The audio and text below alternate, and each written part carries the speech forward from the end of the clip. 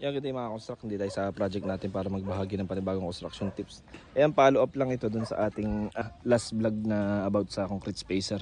Ayan, bali ngayon lang uli kasi nagkaroon ng project na layout. So ngayon lang uli tayo nakagawa nito.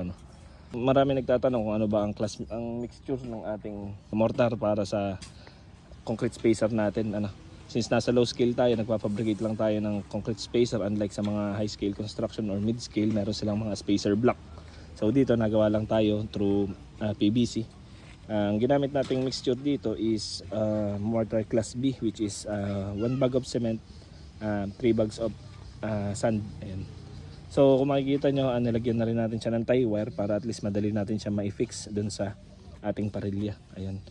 Almost 3 to 4 inches yung pagitan. Hindi naman natin na-accurate dito sa low scale yung pinaka-thickness unless maganda talaga yung pagkakagayat ng ating mga PVC.